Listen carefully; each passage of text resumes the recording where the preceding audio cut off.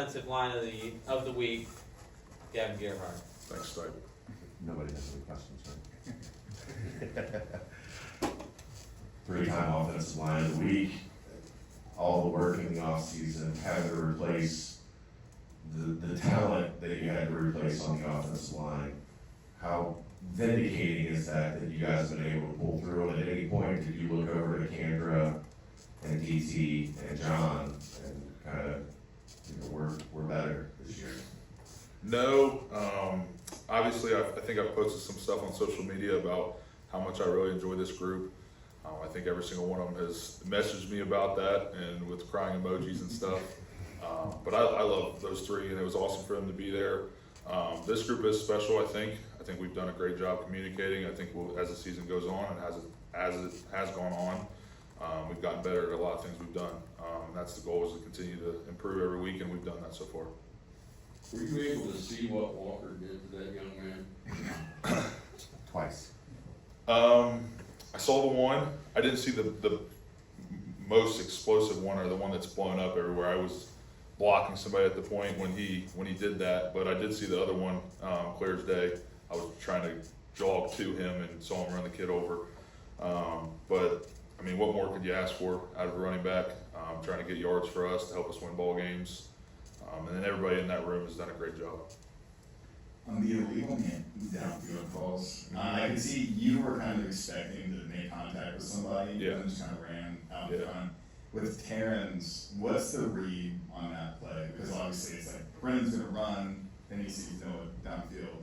Was that supposed to be an RPO kind of thing, or was that just? It was, yeah, it was, and we have another play out of it that is supposed to be handed off. And Taryn, in his head, that was a play we put in this week, and in his head he thought it was that play. So he, saw the linebacker trigger, thought that either something happened with the ball, or Sorky took off running, which that's what the point is, for him to sell the run. And he did a very good job of that, but Taryn he messed up a little bit. And mine, obviously, I was trying to get two hands underneath the defensive lineman, Big Dominic, and he swam moved me, and I did stumble for 5 yards, and then I looked exactly at the referee. He looked at me, tossed the flag on the ground, and knew that immediately that was coming back. So. Gavin, walk us through the play where Brendan takes that 20-yard touchdown run, because he told us after the game he's never had a run play where it kind of parted like the Red Sea and there was that much grass in front of him. He kind of stated that he was low-key feeling himself, high step into the end zone a little bit. Walk us through that play a little bit. Yeah, I think we did a great job on the front side of pushing everybody and getting one-on-one. We were all pretty much one-on-one. The linebackers, it was short yardage. Linebackers triggered real quickly. So then I obviously came off on the play side backer. Evan took the nose guard. And then the nickel actually ended up playing over top, and then that's really who it should have been one-on-one with him and Brendan. He over pursued, and then it opened right up. So it was a perfect play for sure. The stereotype on offensive lines is pass blocking offensive lines are a little bit more finesse. Run blocking offense, the teams that are good at run blocking are a little bit more physical. How have you guys been able to walk that line of being good at both, and being good at the finesse parts of pass blocking and also creating holes that Scott could run through sometimes? Yeah. And I say this so many times, it starts with Coach Cardwell. There's not a better coach in the country, and I really mean that. I've had 3 coaches, I love them all to death, all the O-line coaches I've had, but by far the best in the country and the best I've ever had. He instills a lot of things in us that, and technique-wise and the strike system that we use in pass pro, it's more of an aggressive pass pro. You got to get your hands on the guys, and it's helped us tremendously. It'll continue to help us, but it all starts with him. Who do you think had the most impressive on the offensive line from that game? Because Taryn had a few madman plays where he was he literally threw Tyler Walker 3 yards forward. Yeah. And then Joe had probably the pancake of the season when he pulled on one play. So who on that line did you see that really impressed?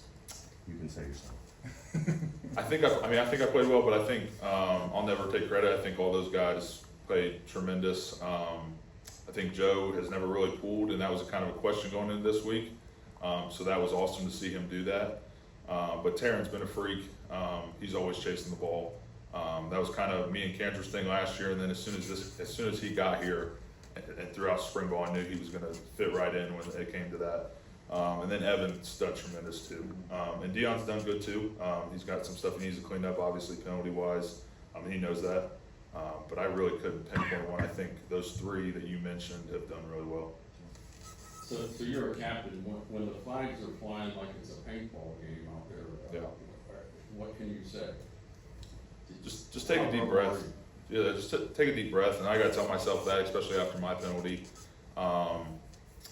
Obviously, we need to get those things cleaned up. But the fact is that we can overcome those is great. But we shouldn't have to overcome so many times, and we've had to do that. And that can cost us down the line. So the whole team knows that, especially the offense that knows that can cost us down the line. We got to clean those things up. But I pulled the guys together, take a deep breath. If we execute what we need to do, we'll be fine. Give Brendan time. We make holes for the running backs. We'll be just fine. Against Kansas, they did a lot of stuff to trick you up front. Stunts and loops and delays. When you see Central Florida on tape, it looks like more these are our guys, and we're coming at you. How much different is that for you, especially as you're calling the protections and everything, knowing these guys aren't going to do a whole lot fancy, but they're super talented and long and quick, and you have to be assigned to sound.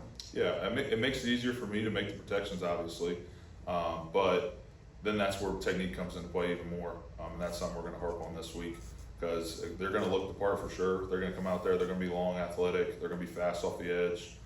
They got some really good DNs, some good D tackles too. So technique-wise, we're going to have to hone in all those details this week and really work on those things. Gavin, you came back for your final year of eligibility for a reason and a purpose for this program. You've been through a lot through your career, you've seen a lot through your career. Where does Saturday in the field storming or strikeout rank among the moments in your career? It's up there. It's up there for sure. Obviously, my first 2 years were unbelievable. Really wasn't a part of it much. You know, I played 4 games my second year, but really wasn't out on the field. So it's definitely top 1, top 2. It's up there for sure. As kind of the vocal leader of this group, how do you approach this week to let guys know can't get out ahead of ourselves, gotta stay focused? We won 2 big games and that's important, but there's a lot bigger things remaining here.